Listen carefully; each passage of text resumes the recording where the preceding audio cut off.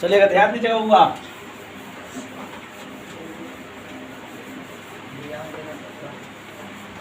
Chapter 3 शुरू हो रहा है, जिसका नाम है दो चर वाला रैखिक समीकरण।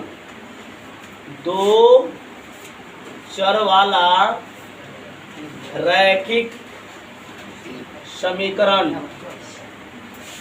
दो चर वाला रैखिक समीकरण। ध्यान दीजिएगा हुआ। सबसे पहले हम बात करते हैं चैप्टर 3 में दो चर वाले रैखिक समीकरण में। तो आपको कई बार बता दिया है, चर जो होता है अल्फाबेटिकल होता है, X Y Z S T U M, कुछ भी जो अल्फाबेटिकल वर्ड लेते हैं वो क्या है, क्या है, चर है। और अचर होता है, हम लेते हैं जैसे संख्या 1, 5, -3, 1/4, कुछ भी लेते हैं, ये सब अचर है। क्या है, अचर है। लेकिन बाबू जानते हैं क्या चीज पर आपको ध्यान देना होगा, हमको ये समझना है कि ये दो चर वाला रैखिक समीकरण काहे कह रहा है। दो चर यानी इसके जो समीकरण बनेगा ना उसमें दो चर होगा। जैसे यहाँ पे 2x + 3 = 4, ये भी समीकरण है, लेकिन इसमें सिर्फ एक चर है, x है। 8z + 9 = 12, यह भी समीकरण है, लेकिन इसमें सिर्फ एक चर है, z। लेकिन ये इसका मतलब ये कह रहा है कि 3x + 5y = 12, 9x + 8y = 14। हम अपने मन से कह रहे हैं। जैसे ले लेंगे 3s + 5t = 15, तो इसमें s और t दो चर है, इसमें x और y दो चर है, इसमें x और y दो चर है, और दो चर है और समीकरण है, इसी का नाम दिया है दो चर वाला रैखिक समीकरण। दो चर वाला रैखिक समीकरण। दो चर वाला रैखिक समीकरण का अगर कोई मानक रूप कहेगा या व्यापक रूप कहेगा, यहाँ लिख रहा है, देखिए ध्यान दीजिए यहाँ पे, अगर कोई कहेगा दो चर वाला रैखिक समीकरण का, रैखिक समीकरण का मानक रूप क्या कहेगा, मानक रूप कहे या व्यापक रूप कहे या इसी को इंग्लिश में स्टैंडर्ड फॉर्म कहे, बात एक ही है। तो होता क्या है, ax + by + c = 0, ax + by + c = 0। a जो होता है x का गुणांक, क्या होता है, किसका गुणांक होता है, x का गुणांक। a जो होता है वो x के गुणांक होता है, यानी x के साथ गुणा में होता है। a जो होता है वो x के साथ गुणा अंक, कितना अंक गुणा में है, तो a जो है x के साथ गुणा में है, y जो है b के साथ गुणा में है, और c जो है वो एक सिंपल सा एक अंक है, अचर पद है। यहाँ कहेंगे b को कहेंगे y का गुणांक, y का गुणांक, और c को कहेंगे अचर पद। क्या कहेंगे, अचर पद। इसको एक एग्जांपल से समझा जा सकता है। एग्जांपल जैसे 2x + 3y = 12 + 0। कोई कहेगा a कितना होगा, a कितना होगा, हो x से गुणांक को a कहते हैं तो 2 होगा।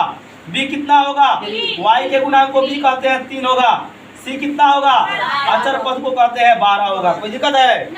अगर लिखा है एग्जांपल के तौर पर 4x + 8y - 13 = 0, तो कोई कहेगा a कितना होगा, तो 4, b कितना होगा, -8, c कितना होगा, -13। तो ये तो हो गया ABC समझने के लिए, ABC समझने के लिए।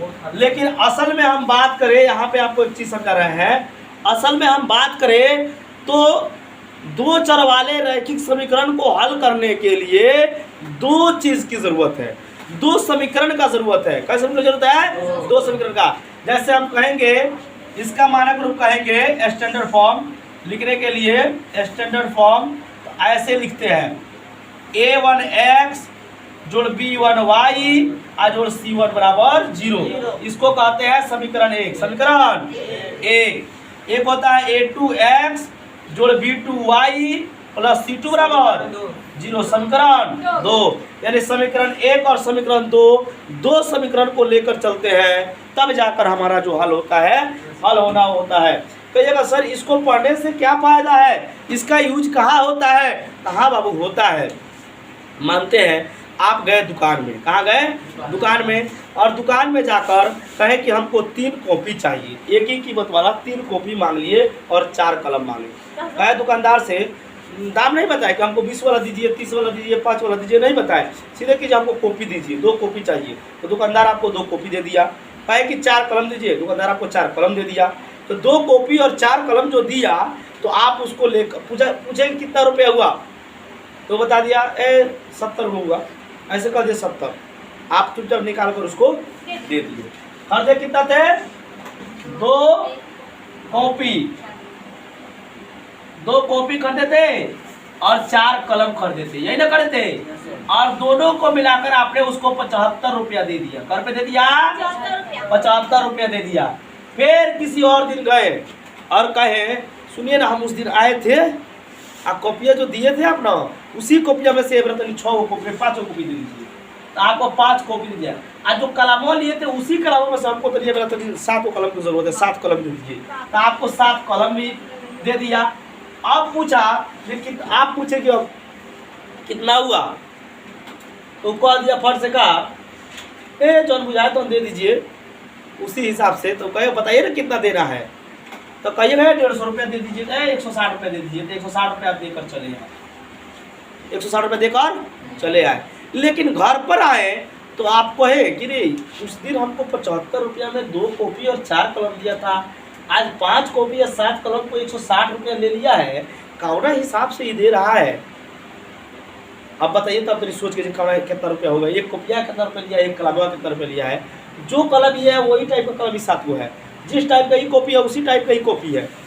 अब बताइए ना, आप कितना रुपये के हिसाब से काटा है। 2 कॉपी 4 कलम लिया, 75 रुपया गोटा पैसा दिए इकट्ठे। 5 कॉपी 7 कलम लिए, 160 रुपये इकट्ठे दिए। तो पता कीजिएगा कि ना जो कैसे बार हमको, यानी एक कॉपी और एक कलम कै रुपये के हिसाब से दिया है कि पहली बार में 75 रुपया लिया था और इस बार 160 रुपया लिया है। आप दुकानदार से पूछ नहीं रहे हैं, घर पर चले, आपको शर्म लग रहा है, आपको जानने वाला है, पूछिएगा तो लाज की बात है। नहीं पूछ रहा है, पूछना ही नहीं है, तो बिना पूछा घर निकालना है, तो वही समीकरण पर निकलेगा, इसी पर निकलेगा जी। ये कॉपिया का बात हुआ। आप गए खरीदने के लिए टूर्नामेंट मैच